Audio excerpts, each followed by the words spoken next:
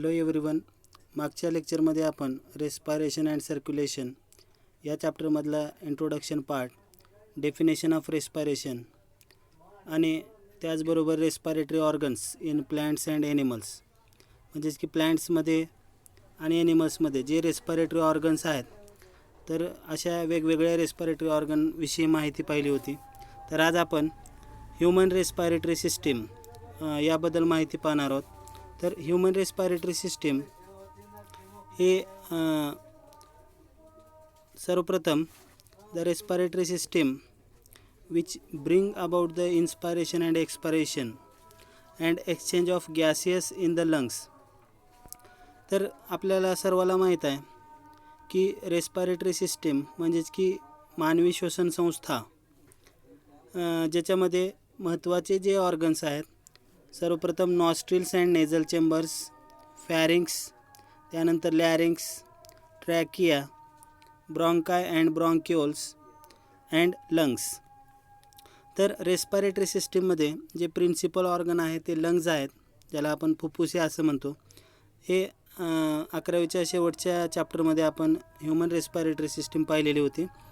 तर नवीन सिलेबसमध्ये परत हा टॉपिक आपल्याला रेस्पायरेशन अँड सर्क्युलेशनमध्ये इन्क्लूड केलेला आहे.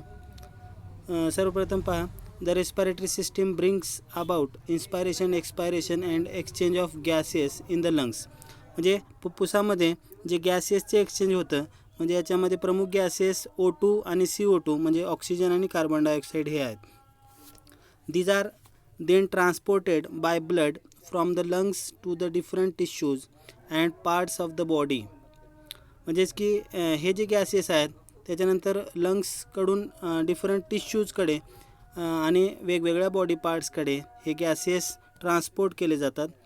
Then the respiratory system can be divided into the upper respiratory system having external nares, nasal cavities, internal nares, त्याच्यानंतर nasopharynx आहे, nose, throat and associated structures.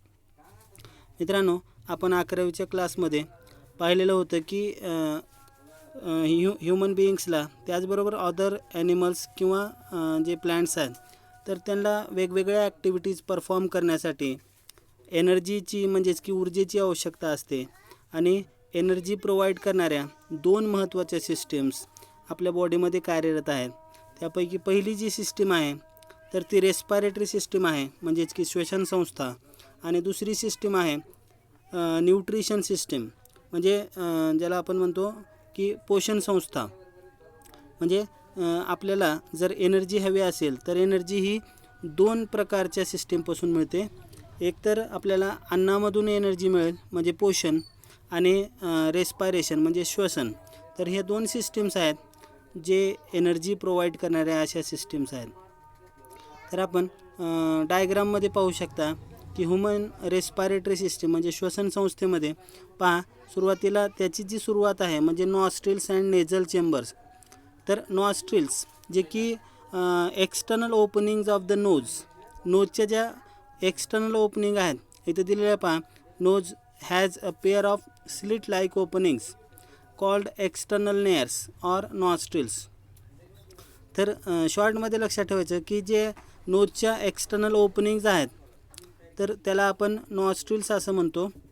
आणि हे जे नॉस्ट्रिल्स आहेत त्याचं महत्त्वाचं फंक्शन काय, तर to intake the air from the atmosphere, म्हणजे ॲटमॉस्फिअरमधून एअर कलेक्ट करणे, एअर इनटेक करणे. Then the nostrils that leads to a large chamber किंवा ज्याला आपण म्हणतो नेझल कॅव्हिटी. आणि हे नेझल कॅव्हिटी 3 पार्टमध्ये डिवाईड झालेलं असतं. तर व्हर्टिकली जर पाहिलं तर हे नेझल चेंबर किंवा नेझल कॅव्हिटी तर 2 भागामध्ये डिवाईड झालेलं आहे, एक लेफ्ट साईडचं एक राईट साईडचं. तर या 2 भागामध्ये हे नेझल चेंबर डिवाईड करणारा जो काही बोन आहे इथं कार्टिलेज, तर त्याला मेजेथमॉइड असं म्हटलं जातं. आणि हॉरिझॉन्टली आपण जर पाहिलं तर नेझल चेंबर एकूण 3 पार्टमध्ये हे डिवाईड झालेलं आहे. त्यामध्ये पहिला जो आहे वेस्टिब्यूल, सेकंड आहे रेस्पायरेटरी पार्ट किंवा त्याला कंडिशनर असं म्हटलं जातं, आणि थर्ड आहे ऑल्फॅक्टरी ऑर सेन्सरी चेंबर. तर सर्वप्रथम एअर ज्यावेळेस इनटेक होते नॉस्ट्रिल्स थ्रू, तर सुरुवातीच्या जे पार्ट आहे वेस्टिब्यूलमध्ये ते एअर इनटेक होते आणि त्याची जी त्वचा असते तर ते हेअरी असते, म्हणजे तिथं हेअर्स प्रेझेंट आहेत for the filtering the air and trapping the dust and suspended particles in the inhaled air. त्यानंतर दुसरा जो पार्ट आहे रेस्पायरेटरी पार्ट किंवा कंडिशनर असं म्हटलं जातं, तर हा मिडल पार्ट आहे नेझल चेंबरचा, म्हणजे वेस्टिब्यूल नंतर एअर पुढं पास होईल रेस्पायरेटरी पार्टमध्ये. The middle thin walled highly vascular part, highly vascular means here there is a large number of blood capillaries are there, म्हणजे रक्तवाहिन्याचं इथं एक मोठं असं जाळं असतं, म्हणजे जास्त प्रमाणामध्ये रक्तवाहिन्या आहेत. For warming and moisturising the inhaled air, तर त्याचं एक महत्त्वाचं फंक्शन आहे की हे जे ब्लड व्हेसल्स आहे, तर या ब्लड व्हेसलच्या रेस्पिरेटरी पार्टमध्ये ज्यावेळेस एअर हे प्रवेश करते त्यावेळेस ती एअर वॉर्म बनते आणि मॉइश्चरिंग हे त्या एअरला प्राप्त होतं. त्यानंतर तिसरा जो पार्ट आहे ऑल्फॅक्टरी किंवा sensory chamber. The uppermost part is lined by the olfactory epithelium for detection of smell. तर हे असा पार्ट आहे ऑल्फॅक्टरी किंवा त्याला सेन्सरी चेंबर असं म्हटलं जातं. तर या ठिकाणी स्मेल डिटेक्शन हे कुठल्याही एअरमधून जे स्मेल डिटेक्शन आहे तर तो स्मेल डिटेक्शन करणारा पार्ट जो आहे तो सेन्सरी चेंबर आहे किंवा ऑल्फॅक्टरी असं म्हटलं जातं. त्यानंतर नेक्स्ट जो पार्ट आहे फॅरिंग्स. तर फॅरिंग्स हे आपण पाहिले की याच्या अगोदर जे ह्युमन डायजेस्टिव्ह सिस्टीम आहे, ह्युमन डायजेस्टिव्ह सिस्टीममध्ये सुद्धा फॅरिंग्स आहे आणि रेस्पिरेटरी सिस्टीममध्ये सुद्धा फॅरिंग्स हा पार्ट किंवा ऑर्गन प्रेझेंट आहे. तर फॅरिंग्सला आपण ड्युएल ऑर्गन असंही म्हणतो किंवा pharynx is the meeting point of the digestive system as well as the respiratory system. It is divisible into three parts. The nasopharynx is the uppermost part. From the nasal chamber, it leads into the pharynx. म्हणजे हे common passage आहे for food and air.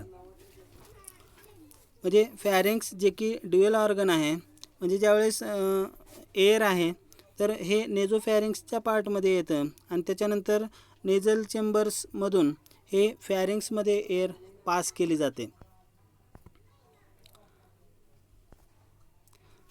त्यानंतर next जो point आहे it continues below as the लॅरिंगोफॅरिंग्स.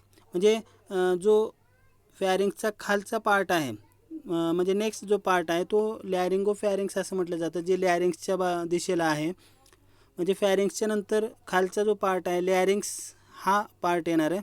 तर between the nasopharynx and oropharynx is the palate bone and the pharynx has a set of lymphoid organs called tonsils. म्हणजे tonsils हे specialised cells या फॅरिंग्समध्ये present असतात and which kills the bacteria. म्हणजे त्याचं एक महत्त्वाचं फंक्शन आहे की जे एअर थ्रू बॅक्टेरिया किंवा मायक्रो ऑर्गॅनिझम्स हे प्रवेश केलेले आहेत एअरमध्ये, जे आपण इन्स्पायर्ड एअर आहे, तर त्याच्यामध्ये असणारे बॅक्टेरिया किंवा मायक्रो ऑर्गॅनिझमला किल करण्याचं काम ह्या सेल्स करतात. त्याच्यानंतर नेक्स्ट जो पार्ट आहे लॅरिंग्स आहे. लॅरिंग्सला व्हॉइस बॉक्स किंवा साऊंड बॉक्स असंही म्हटलं जातं.